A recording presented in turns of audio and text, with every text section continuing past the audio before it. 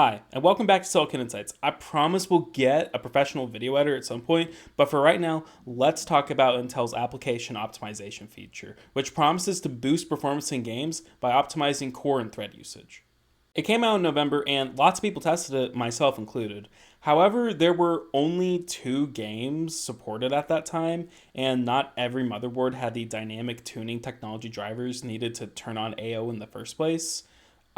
So it wasn't that useful back then. However, it's been nearly a full year, and now pretty much every motherboard has a DTT driver to install, and there are now 14 games supported in AO instead of the original two. Plus, 13th and 12th gen CPUs are now supported, albeit not officially. Oddly enough, these improvements were made months ago, and as far as I can tell, no one's really bothered to revisit AO to see how much it boosts performance in these games. So, in light of that, I decided I would do it myself. I could only test in 8 of the 14 officially supported titles. Unfortunately, some games are pretty expensive. Red Dead Redemption 2 is not on sale right now. It's the full $60. I decided I could probably spend that on something better.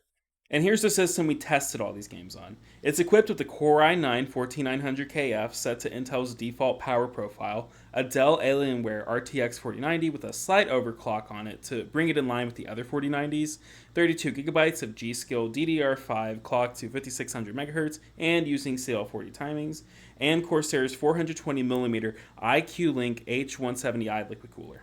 We tested each game under two different sets of graphics settings, one at 1080p with the lowest graphics options, and the other at 1440p with maximum quality. The 1080p results exist to show you how AO performs under the most ideal circumstances, since CPU bottlenecks are more likely with lighter graphics settings, which allows the GPU to pump out a ton of frames. If AO can fix CPU bottlenecking, then enabling it under these circumstances should mean big performance gains. However, playing at 1080p with minimum graphic settings on a 4090 is pretty likely and tends to result in ludicrously high frame rates. So I also tested at 1440p with maximum graphic settings to demonstrate more realistic data. For many of these games, even these more intensive settings still result in pretty crazy frame rates. So 1440p might still be generous to AO and its ability to boost frame rates. Anyways, let's get to the results. Starting with Dirt 5, at 1080p there's pretty much no difference whether AO is on or off. It's the same story at 1440p. If there's no bottleneck at 1080p, there definitely won't be at 1440p, so that's unsurprising. F122 also doesn't show any performance boost, which makes sense since this game was developed by the same people behind Dirt 5. Likewise, there's no benefit at 1440p either, and the performance is the same. Final Fantasy XIV, however, seems to actually get a boost with AO on. It's not much, just about 6% in the average and 99th percentile frame rates, but at least it's proof that AO can work. However, that performance boost is pretty much gone if you crank up the graphics settings. We didn't even lose that many frames and the gap closed almost entirely, so AO in Final Fantasy XIV doesn't seem all that useful. In contrast to every other game, AO was able to boost performance in Metro Exodus Enhanced Edition by a big margin. 27% in the average frame rate and 17% in the 99th percentile. We're not even talking about going from one stupid high frame rate to another. So AO here is actually a pretty killer feature. But if you plan on gaming at higher graphics settings and don't really care about achieving a frame rate beyond 120 or so FPS, AO doesn't matter. We're GPU bottlenecked with 1440p in maximum settings. I also need to point out that Metro Exodus, the original and enhanced editions, was one of the first two games that got AO support, so this is nothing new. Rainbow Six Siege was the other game that AO initially supported, but even at 1080p, it's hard to tell if performance actually went up. Back in November when I tested Siege for hot hardware, I actually found a pretty decent performance increase under the same circumstances with AO on, but for some reason I was unable to reproduce these results. If I had to guess, it might be because of all the CPU death drama that's happened since then. Back in 2023, I always tested using the maximum power limit for Alder Lake, but now that Intel recommends the standard 253 watt limit with its default power profile, I now adhere to that. The new CPU microcode that stops CPUs from frying themselves may also have something to do with it, but I'm not sure. And at 1440p, there is, of course, no difference between AO being on or off. There does seem to be a slight performance boost in World of Tanks, but I'm not entirely sure. There's only a gap between the average frame rates, and even then it's just 6% in favor of AO enabled. This gap disappears when the graphics settings are maxed out. We didn't see any performance difference whether AO was on or off in World of Warcraft. This is my first time benchmarking WoW, and there's no in-game benchmark, so this might be down to where I tested and what I was doing, but usually that's not how things work with benchmarking games. I certainly expect a higher frame rate no matter what if threads are being managed more effectively. Performance at 1440p was actually a tad better with AO off, but I'm not entirely sure if this is noise.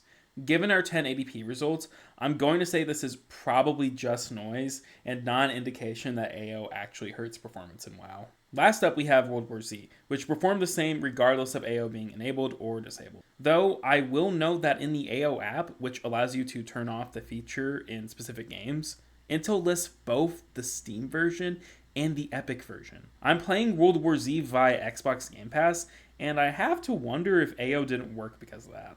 On the other hand, lots of these games were played via different launchers, including Xbox, Steam, Ubisoft Connect, the EA app, and more, and I didn't notice a correlation between performance and the launcher that was used. I don't believe World War Z didn't see a performance boost because of launcher shenanigans, but even if that is actually a problem, it's one that Intel needs to fix because that is very unintuitive even to me, and you should probably expect to see a performance boost in a game no matter where you bought it from. Oh, and the 1440p results, which you probably saw coming. So application optimization is a bit of a bust. I think part of the problem is that Thread Director is just already pretty good at using P cores and E cores optimally. So AO is kind of just chasing pretty small performance gains. The other part of the problem is likely the fact that E cores don't hurt gaming performance as much as many people seem to believe.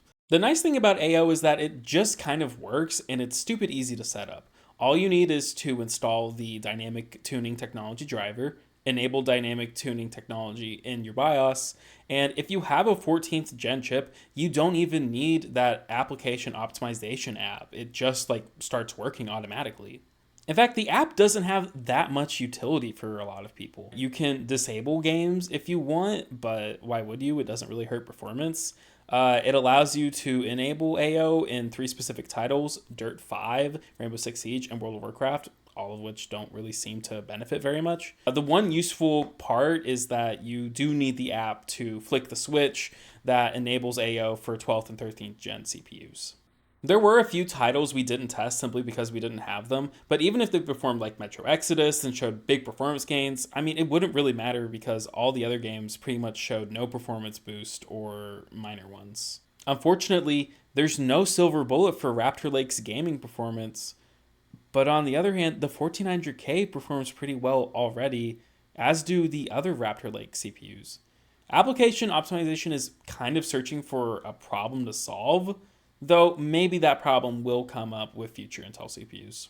Anyways, that's our thoughts on application optimization. If you liked how we tested and you want to support Silicon Insights in the future, please subscribe, hit the bell icon to get notified when we upload new videos, and like the video. And if you want to directly support us financially, then you can donate to our Patreon. There's a link in the description. Thanks for watching, and I'll see you next time.